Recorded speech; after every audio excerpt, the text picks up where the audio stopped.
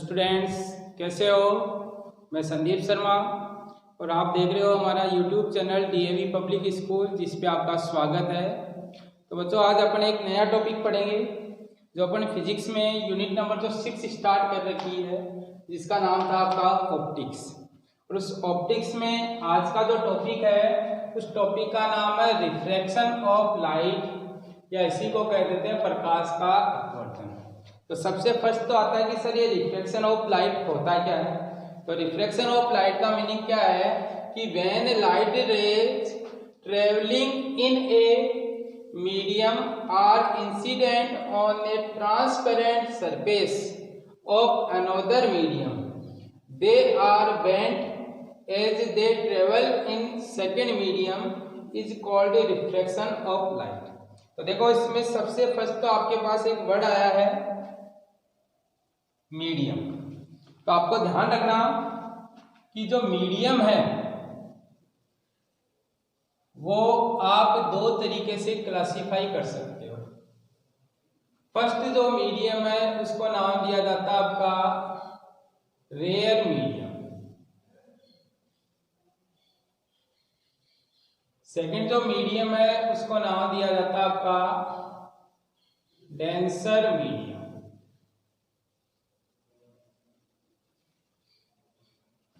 यानी विरल माध्यम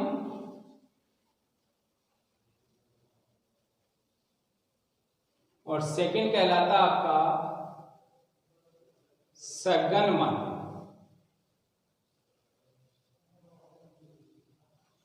अब आप इनको क्या कर सकते हो, कैसे डिफाइन कर सकते हो? ये कह सकते हो कि नंबर ऑफ पार्टिकल्स बोल दो या मॉलिक्यूल्स बोल दो, ये अगर आपके पास क्या है लेस, यानी किसी मीडियम में जिस सब्सटेंस का मीडियम लेते हैं उस सब्सटेंस के अगर पार्टिकल क्या हो, कम हो, तो उस मीडियम को नाम दिया जाता है आपका रेयर मीडियम। किसके रेस्पेक्ट में? किसी दूसरे मीडियम के रेस्पेक्ट में। जैसे अपन एग्जांपल लें एयर, और इसके रिलेटिव अपन दूसरा एक कोई मीडियम कंसीडर कर रहे हैं जिसमें नंबर ऑफ पार्टिकल्स हैं या मॉलिक्यूल्स हैं। अब नंबर ऑफ पार्टिकल्स का मीनिंग क्या है आपके पास? यहां पर उनकी डेंसिटी से मीनिंग कर रहे हैं, ध्यान रखना आपका। डेंसिटी का मीनिंग है पैकिंग आपके पास। वो अगर क्या है मोर है तो उस मीडियम को नाम दे दिया जाता है डेंसर मीडियम। एग्जांपल ले सकते हो ग्लास या वाटर या ऑयल। तो देखो बच्चों, आपके पास जो एयर में पार्टिकल डेंसिटी होती है वो क्या होती है? दूर दूर होती है। दूर दूर होती है तो आप यहां से ये कह सकते हो कि आपकी जो स्पीड ऑफ लाइट है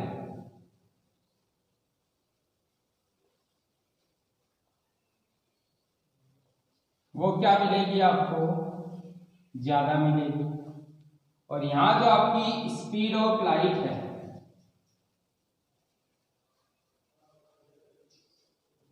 वो क्या कम मिलेगी? कम मिलेगी। तब आप यहां से ये कह सकते हो कि ऐसा मीडियम जिसमें पार्टिकल डेंसिटी का मीनिंग ये हो गया कि आपके पास जो अरेंजमेंट है पार्टिकल्स का वो दूर दूर है, यानी कि उनमें आपकी डेंसिटी कम है तो स्पीड लाइट की ज्यादा होगी। तो उस मीडियम को नाम देंगे रेयर मीडियम या विरल माध्यम। ऐसे आप कह सकते हो कि अगर किसी मीडियम में पार्टिकल डेंसिटी ज्यादा है तो वहां स्पीड ऑफ लाइट कम होगी, और स्पीड ऑफ लाइट कम होने का मीनिंग आपके पास क्या हो गया? वो मीडियम है डेंसर मीडियम हो गया। तब आपको ये कहा गया है कि अपन ये कोई एक ट्रांसपेरेंट सरफेस ले रहे हैं। ये आपकी कैसी सरफेस है? Transparent surface. और ये ट्रांसपेरेंट सरफेस क्या कर रही है इन दो मीडियम को सेपरेट करने का काम कर रही है। ये मैंने नाम दे दिया मीडियम फर्स्ट और ये मैंने नाम दे दिया मीडियम सेकेंड।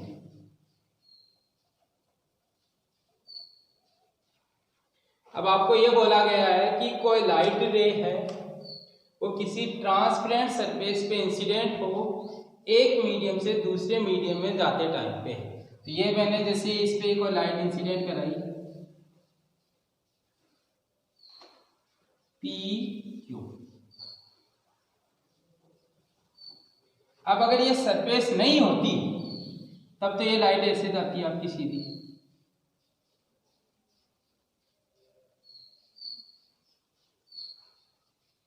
पर आपके पास यहाँ क्या देख रहे हैं कि दो तरीके के मीडियम हैं। अब इन दो तरीके के मीडियम में आपका ये मीडियम रेयर हो सकता है इसके रेस्पेक्ट में या इसके रेस्पेक्ट में डेंसर हो सकता है। आप यहाँ ये कहोगे कि अगर फर्स्ट मीडियम आपका रेयर है तो सेकंड मीडियम उस टाइम पे किसकी तरह बिहेव करेगा, डेंसर मीडियम की तरह। और अगर आपका सेकंड मीडियम है, फर्स्ट मीडियम अगर डेंसर है तो सेकंड मीडियम क्या करेगा, रेयर मीडियम की तरह बिहेव करेगा। ढंग से समझना, अगर फर्स्ट मीडियम को रेयर लिया तो सेकंड मीडियम किसकी तरह बिहेव करेगा, डेंसर की तरह। अगर फर्स्ट मीडियम डेंसर है तो उस टाइम पे सेकंड मीडियम किसकी तरह काम करेगा, रेयर मीडियम की तरह। कह सकते हो कि अगर यहाँ आपने एयर लिया और यहाँ आपने वाटर लिया तो एयर है वो वाटर के रेस्पेक्ट में रेयर है और वाटर है वो एयर के रेस्पेक्ट में कैसा, डेंसर।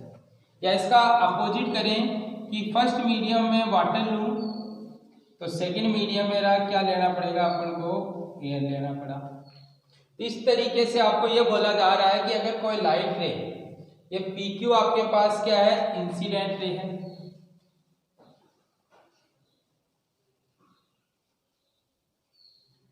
और ये इंसिडेंट रे है वो इस पे क्या हो रही है, आपकी इंसिडेंट हो रही है। अगर आपकी ये सरफेस नहीं होती तो ये ऐसे की ऐसे सीधी पास हो जाती, पर ये आपके पास क्या है कि ये सरफेस आई और ये सरफेस आई तो ये लाइट रे है वो या तो ऐसे बेंड हो सकती है या ये लाइट रे है वो ऐसे बेंड हो सकती है। ये अपन ने यहाँ पे एक नॉर्मल ड्रॉ किया है, N1 N2, इसको नाम दे रहे हैं अपन नॉर्मल आपका ये।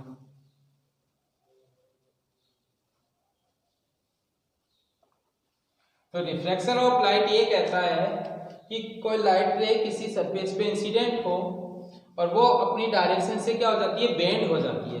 यानी कि ये लाइट रे या तो इधर बेंड हुई या इधर बेंड हुई। इधर तो कब बेंड होगी, जब आपके पास आप लाइट को डेंसर से रेयर भेजोगे। D मीनिंग डेंसर है, R मीनिंग रेयर, आपके पास ध्यान रखना। तो अगर कोई लाइट रे डेंसर से रेयर जा रही है उस टाइम पे आपका कैसे बेंड होगी, अवे फ्रॉम दी नॉर्मल। ऐसे ही आपके पास अगर कोई लाइट रे है वो रेयर से डेंसर जा रही है उस टाइम पे किधर बेंड होगी, टूवर्ड्स दी नॉर्मल। तो इस तरीके से कोई भी लाइट रे अपनी डायरेक्शन से बेंड हो जाती है, कब, जब एक मीडियम से दूसरे मीडियम में जाएगी। तो इस तरीके से लाइट का ये जो फिनोमिना है, इसी फिनोमिना को रिफ्रैक्शन ऑफ लाइट कहा जाता है। अपवर्तन किसे कहते हैं कि यदि कोई प्रकाश की किरण अपनी वास्तविक दिशा से विचलित हो जाए, कब, जब एक माध्यम से दूसरे माध्यम में क्या करती है, जाने का काम करती है। तो उस टाइम पे अपनी वास्तविक दिशा से मुड़ने की जो प्रक्रिया होती है उसी मुड़ने की प्रक्रिया को कहते हैं प्रकाश का अपवर्तन। दोबारा सुनना कि यदि कोई लाइट रे है वो एक मीडियम से दूसरे मीडियम में जाए तो अपनी ओरिजिनल डायरेक्शन से क्या हो सकती है, डेविएट हो जाती है। अब ये डेविएशन आपका ओरिजिनल डायरेक्शन से ऐसे हो सकता है या ऐसे हो सकता है। अगर ऐसे हो रहा है तो अपन कहेंगे लाइट है वो डेंसर से रेयर जा रही है, और ऐसे हो रहा है तो अपन कहेंगे लाइट का जो डेविएशन है वो कहाँ से कहाँ हो रहा है, रेयर से डेंसर हो रहा है। अब आपको ये इधर पढ़ा दिया है कि रेयर मीडियम अपन उसको कहेंगे जिसमें लाइट की स्पीड ज्यादा होगी, डेंसर मीडियम उसको कहेंगे जिसमें लाइट की स्पीड क्या होगी, कम होगी। रेयर मीडियम कहलाता है आपका लेस क्राउडेड एरिया और ये कहलाता आपका हाई क्राउडेड एरिया। तो इस तरीके से अगर आपके पास दो तरीके के मीडियम प्रेजेंट हैं और किसी लाइट रे को एक मीडियम से दूसरे मीडियम में अगर पास करते हो तो उस टाइम पे लाइट रे का अपनी डायरेक्शन से डेविएट हो जाने का जो फिनोमिना है या बेंड हो जाने का फिनोमिना है, उसी फिनोमिना को अपन नाम दे देते हैं रिफ्लेक्शन ऑफ लाइट। तो बच्चों ये आपका रिफ्लेक्शन ऑफ लाइट का मीनिंग है कि रिफ्लेक्शन ऑफ लाइट होता क्या है। अब इस रिफ्लेक्शन ऑफ लाइट में आपको कुछ टर्म्स मिलेगी, उन कुछ टर्म्स में पहला आया ट्रांसपेरेंट सरफेस। तो ये आपकी ट्रांसपेरेंट सरफेस है एक्स एक्स डैश। अब ये x x dash transparent surface क्या होती है, यानी कि पारदर्शी सतह जिसके आर पार लाइट जा सकती है, उस सरफेस को कह देते हैं ट्रांसपेरेंट सरफेस। पहले भी पढ़ा चुका हूं इसका मीनिंग। सेकंड आता आपके पास पॉइंट ऑफ इंसिडेंस। तो इस क्यू पॉइंट पर आपकी लाइट रे क्या हो रही है, इंसिडेंट हो रही है, तो इस क्यू पॉइंट को अपन नाम देंगे, ये एक्स एक्स डैश तो हो गई आपकी ट्रांसपेरेंट सरफेस। इसमें क्यू पॉइंट है वो हो गया पॉइंट ऑफ इंसिडेंस, जहां पे लाइट रे क्या कर रही है, आपकी इंसिडेंट होने का काम कर रही है। फिर आपका आता नॉर्मल। तो नॉर्मल आपका एक ऐसी परपेंडिकुलर लाइन होती है जो किसी भी सरफेस पे पॉइंट ऑफ इंसिडेंस पे नॉर्मल या 90 डिग्री का एंगल फॉर्म करने का काम करेगी। तो यहाँ आपके पास जो N1 N2 है वो आपका क्या है, नॉर्मल है। फिर ये आपकी PQ जो लाइट रे आती है, उस PQ लाइट रे को अपन नाम दे देते हैं आपकी इंसिडेंट रे। अब ये जो बेंड होने के बाद में जो लाइट रे मिल रही है अपन को, अब ये QR है, तो ये हो सकती है या ये हो सकती है। ध्यान रखना ये दोनों नहीं होगी, एक बार में एक ही रे मिलेगी। क्यों? क्योंकि आपके पास फर्स्ट मीडियम रेयर होगा तो उस टाइम पे सेकंड मीडियम डेंसर होगा, या आपके पास फर्स्ट मीडियम रेयर हो डेंसर हुआ तो सेकंड मीडियम रेयर होगा। तो ये जो दोनों रे है वो दो डायग्राम की है, पहला आपका डेंसर से रेयर का और दूसरा रेयर से डेंसर का आपके पास। तो कोई बच्चा ये मत समझना कि इस एक रे से ये दो रे बनी है, ये आपकी एक ही रे है।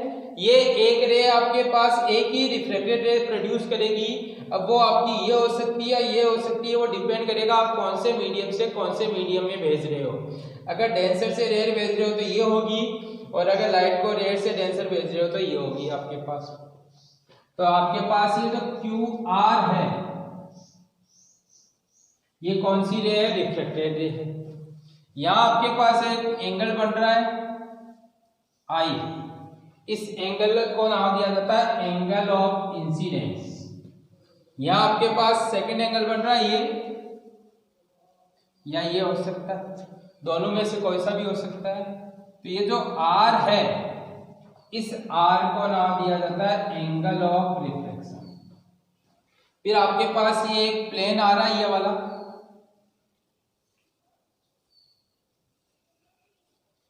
इस प्लेन को नाम दिया जाता है प्लेन ऑफ इंसिडेंस।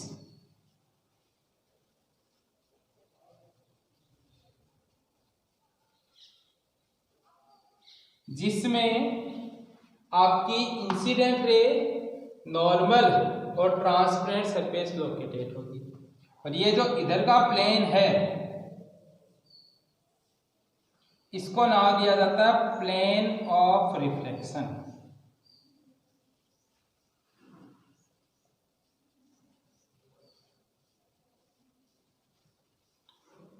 तो बच्चों ये कुछ टर्म्स थी जो रिफ्लेक्शन को एक्सप्लेन करने में क्या करती है, अपनी हेल्प करती है। तो सबसे फर्स्ट तो आया कॉमन पॉइंट है कि रिफ्लेक्शन ऑफ लाइट क्या होता है। तो रिफ्लेक्शन ऑफ लाइट आपके पास एक ऐसा फिनोमिना है जिसमें अपन लाइट को ऐसे भेज रहे हैं, बीच में कोई ट्रांसपेरेंट सरफेस रख दी तो जानी तो ये ऐसे चाहिए, पर ये ऐसे ना जाके या तो ऐसे बेंड हो गई या ऐसे बेंड हो गई। तो इस तरीके से लाइट का अपनी डायरेक्शन से बेंड होने का फिनोमिना क्या कहलाता है, रिफ्लेक्शन ऑफ लाइट। अब डिपेंड करेगा कि आप लाइट को किस मीडियम से किस मीडियम में भेज रहे हो। अगर आपका रेड से डेंसर भेज रहे हो तो ऐसे बेंड होगी, यानी नॉर्मल की ओर आएगी।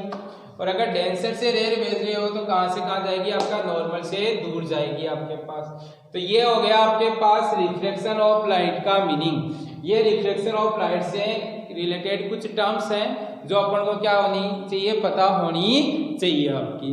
नेक्स्ट लेक्चर में क्या करेंगे अपन, रिफ्लेक्शन ऑफ लाइट से रिलेटेड कुछ पॉइंट्स है वो स्टडी करेंगे, जिसमें आपका ये पढ़ेंगे कि cause of reflection of light क्या होता है, या जो रिफ्लेक्शन ऑफ लाइट है उसमें कौन सी लाइट की प्रॉपर्टी सेम रहती है, कौन सी लाइट की प्रॉपर्टी डिफरेंट होती है। तो बच्चों आपको ये जो वीडियो है वो वीडियो देखने के बाद में आप लाइक करना ना भूलें, और अपने फ्रेंड्स को भी इस वीडियो को शेयर कीजिए ताकि आपका फ्रेंड्स है वो भी क्या कर सके, इस वीडियो को देख सके। Thank you.